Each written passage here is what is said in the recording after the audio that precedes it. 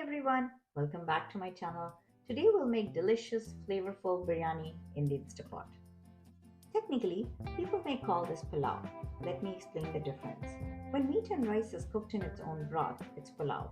And when they're cooked separately, layered, and then slow cooked, or what it's called is dum, then it's biryani. It's time consuming. Ingredients are pretty much the same. So let's get started with our Instapot biryani. This will be ready in no time. You will need 2 large cardamoms, 2 small cinnamon sticks, 4 small green cardamoms, 4 to 6 cloves, 1 large onion sliced. Now we will prepare the marinade. For this, I take 1 cup of Greek yogurt, 1 tablespoon of GGP, which is ginger garlic paste. This is the key ingredient to most Indian cooking. You'll find the recipe coming out for this soon on this channel, so stay tuned. Add 1 teaspoon of turmeric powder, 1 teaspoon of red chili powder, 1 tablespoon of salt, and mix this well. We now add this marinade to 2 pounds of chicken thighs.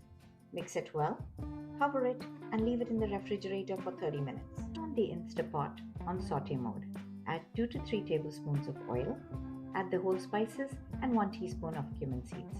Now add the sliced onions, add 1 teaspoon of GGP, continue frying the onions till the onions are translucent. Add the marinated chicken into this.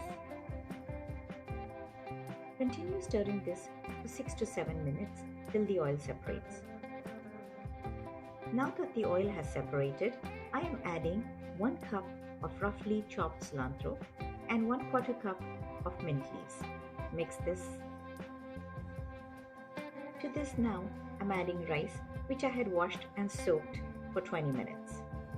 Mix this gently and add 2 cups of boiling water. Here, I'm also adding 1 teaspoon of salt. Keep in mind, we have added salt while marinating the chicken.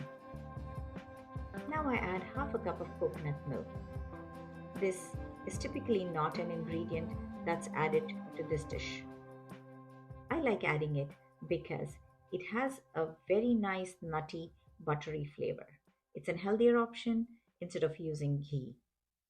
Very gently mix all of this as soaked long grain basmati rice breaks very easily. To get the fluffy rice, we have to be very gentle with the rice here.